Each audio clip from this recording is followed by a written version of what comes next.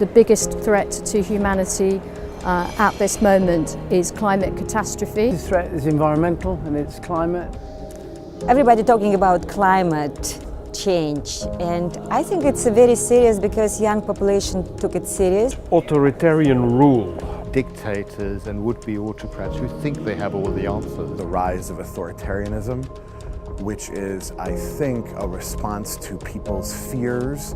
People being led by headlines and false news. Social media. And social media is a good thing, it's also a bad thing, I personally think. The normalisation of violence. Bad theology. Bad theology that suggests that God loves me rather than God loves somebody else, or that my God is somehow bigger or better than somebody else's God. I think the greatest threat in the world today is Donald Trump as President of the United States. The indifference of people, that people don't bother, that they are not active at all. They just live their lives without any concerns about the world. Democratic dysfunction. I know that there are so many other challenges on our planet, climate change, gender equality, the list goes on.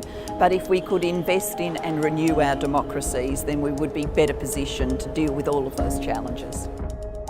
I think it's hate. Climate change, ever-decreasing biodiversity, full use of the fresh water on the planet, and underpinning all of those, overpopulation. But the issue is, if we're ever going to get to the point where we can solve these problems, we need a world which is basically peaceful. That's an even more difficult question to answer. Brings us hope. I think our fans. We perform, we put a message out with our songs, and our fans, they'll share our pain, they share our happiness. I really do think that the generation that's in school and university today is going to be the generation that leads us to a new future. All the people who are engaged, who are doing things, who are active, who are engaging themselves and who make their voices heard. New ways of approaching fundamental global challenges, new ways of testing and creating evidence, and that's what, as researchers, we do. Just be nice to other people and people being nice. Communication back to each other. I think this day and age we're losing communication, face-to-face communication. We've had uprisings in Sudan, we've had uprisings in Algeria, so there are a number of places people, in Hong Kong indeed, people are rising up and showing that they actually want to have a say. So I think what gives me hope is that people still have that spirit. Probably the flip side of the same thing. Good theology.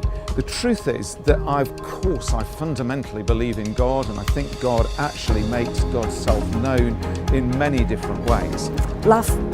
Everything that happened to me helped me because I know I do this for love.